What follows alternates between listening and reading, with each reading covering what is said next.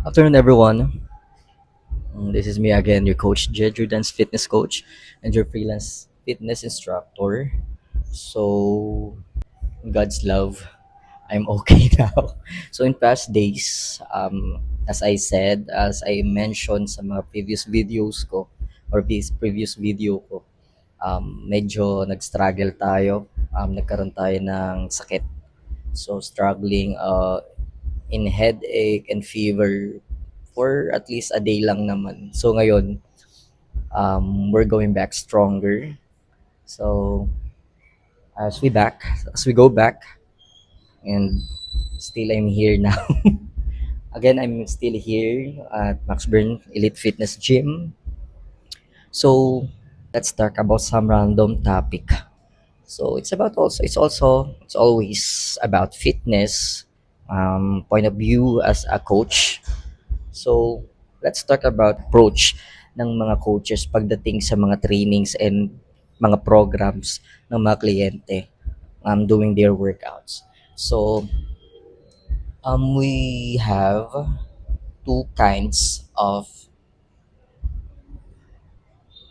strategies and approach pagdating sa paggawa ng program na ibibigay ng mga coaches sa mga clients nila. Pero unahin ko kung ano yung approach or strategy ko na ginagamit pagdating sa mga pagtuturo or sa pagbibigay ng workout at routine sa aking mga kliyente.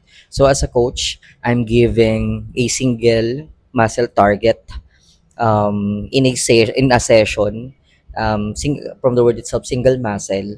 So meron tayong binibigay na mga sets of routines or workout na specifically nakatarget sa isang muscle groups lang. So for example, I'm doing a client for his or her weight loss or fat loss journey. So, meron siyang schedule na Tuesday, Thursday, and Saturday. So, I'm giving at least shoulder day, biceps day, chest day, and so on and so forth.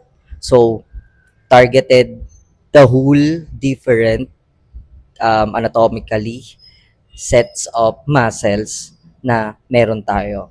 So sa isang araw, meron lang specific na muscle target, and then yun yung ibibigay ko para mas mapadali yung pag-familiarize nila or pag-memorize nila ng routine na yun, na mas madali nilang ma-distinguish na ito palang workout na to is para sa ano pala to, sa shoulder pala to. So ito pala, nakita ko to sa TikTok, para sa biceps pala to. So that's my approach pagdating sa pagtuturo ko um, in all my clients. Mas madali nilang mapapamiliarize kung mas madali nilang naka-classify or mas kina-classify ko ng mas simple yung workout. So, because there are several types of approaches, ito yung pinaka-common or pinaka-effective for me na approach na naibibigay ko sa kliyente. Siguro pag-uusapan natin yung pangalawa ng basic approach is ito yung tinatawag na common na tinatawag nilang PPL. I know some of you guys have idea kung ano to, which is the push, pull, and leg day. So, common program to na ginagamit na those people, yung tinatawag nating mga sanayan na, mga bihasa na pagdating sa pag-workout or sa gym.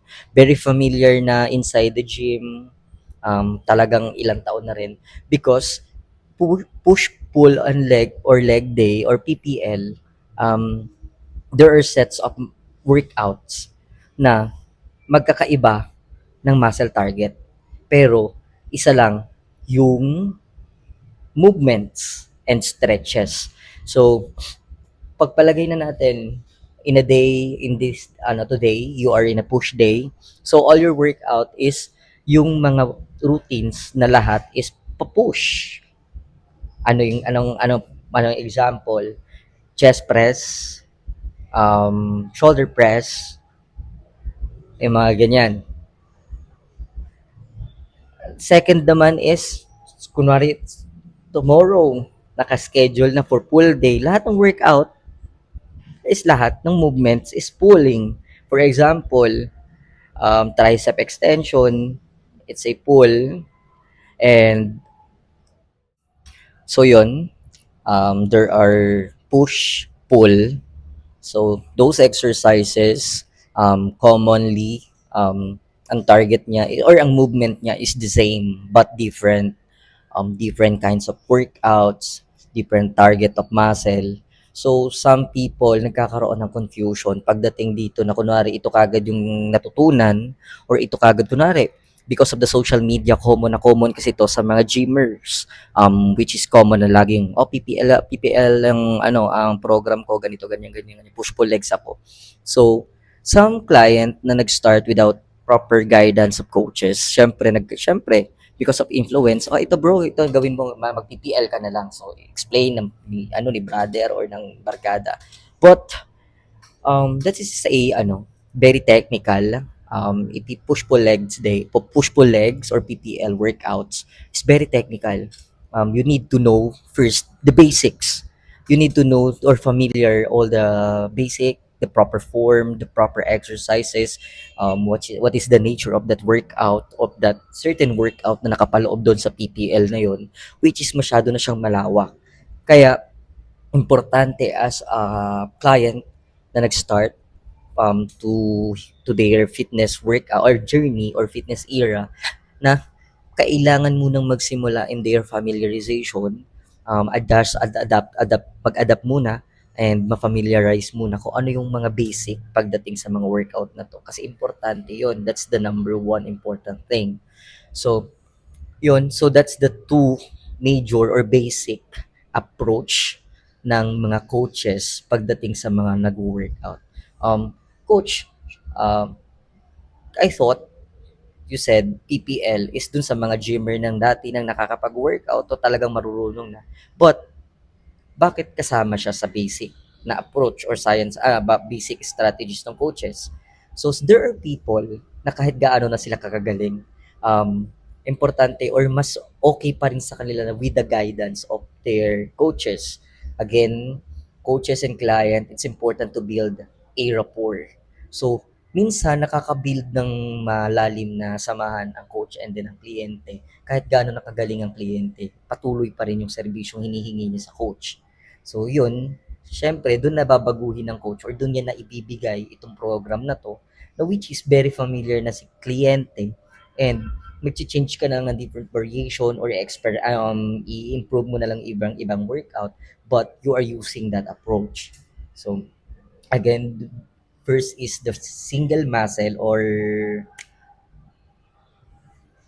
one muscle group target workout, and then second is yung PPL or push pull and leg day. So I'm hoping na na-enlighten kayo na again point here is, it's not about kung gaano na tayo kagagaling. So hindi siya importante kung gaano na tayo karunong. Lahat tayo ay nagsisimula ng hindi marunong. So lahat tayo ay nagsisimulang sa pag-aaral. So it's important, that you have a coach that is willing to guide you, that is hands-on pagdating sa mga bagay-bagay na to. So again, this is your coach Jeju Dance Fitness Coach and your freelance fitness instructor. So, this you.